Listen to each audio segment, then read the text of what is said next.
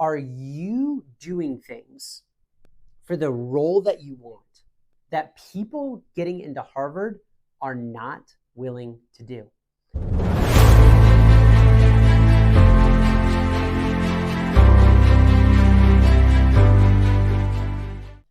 Hello, everybody. Michael Harding here with the Chick-fil-A in West Little Rock.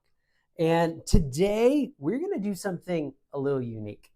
Usually we talk about different interview questions and how to approach different interview questions and some tactical things. Today we're going to talk about strategy. And to start off, I want to give you a little bit of a story. Did you see that bluff in that story that came into there? So being with Chick-fil-A, I've heard this statistic all of the time that there are 80,000 people that are trying to become owner-operators every single year, and there are only about 300 opportunities a year. When you run that math, there's a huge tagline in the Chick-fil-A realm that it is harder to become a Chick-fil-A operator than it is to get into Harvard. So I want to pause for a second, and I want you to process through that.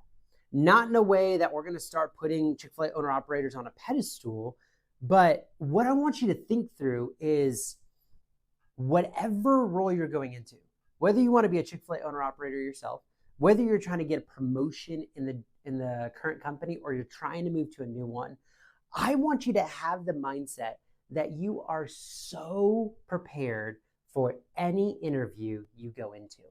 So let's bring it back to the Harvard example because I think it's such an amazing story. Think about somebody getting into Harvard. And sure, you have people that just have a lot of money that go into Harvard, but think about that individual who's maybe there on scholarship, who has been working every single day to achieve the knowledge and the grades that they wanted K through 12.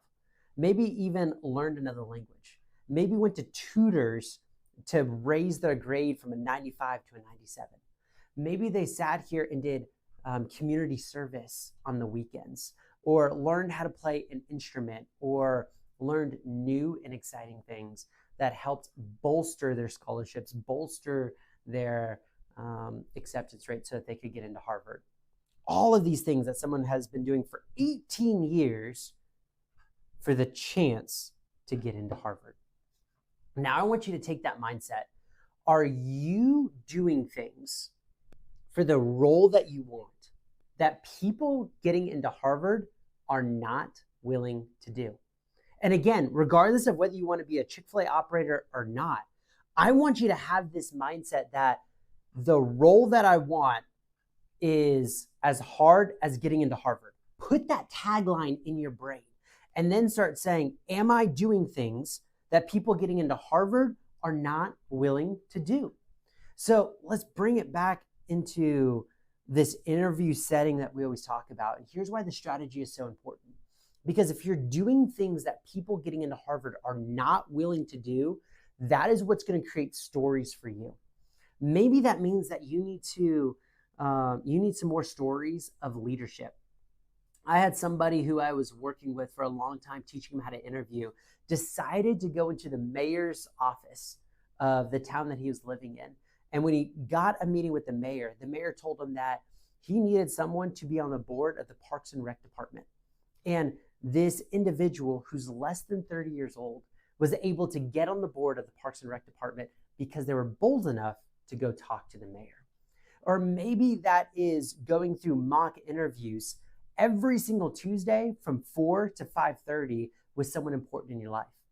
Or maybe in the restaurant industry, what I teach people is every single shift that you're on, go hand out 5 note cards and give your team members the ability to walk up to you at any point and say, pull out their note card and ask you a question, and you have to answer it on the spot. Or maybe you have a spouse, and before you go to bed at night, you just say one interview answer, which means that you're going to have, if you do all of these things, you're going to have 52 different mock interviews. You're going to answer your story and one interview question 365 times a year. And you're going to have 5 times 5, so 25 different interview answers during the shifts that you are on every single week. Those are things that you can do to go above and beyond that maybe the other person who's applying for the exact same role that you're in is not willing to do. Go above and beyond, regardless of the role that you're in.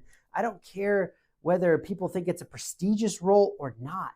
Take this mindset and say, I'm going to do things that people in Harvard are not willing to do. And that's what's going to propel you to the future. So I want you to take that, keep it in your brain, add it as a tagline, and use it as a driving factor to keep growing. Because regardless if you are trying to get an entry-level job, trying to get a promotion, or you're the president of the United States of America, there are always things that you can do to improve and get yourself to the next level. So strive to do these things all together. So that's my little bit of strategy that we're going to do today. The tagline, or the summary, because I gave you the bluff and the story, is, are you doing things that people getting into Harvard are not willing to do? And do those things consistently, and you will see massive growth. Thank y'all for watching this shorter video of Memorable in Minutes, and we'll see you next week.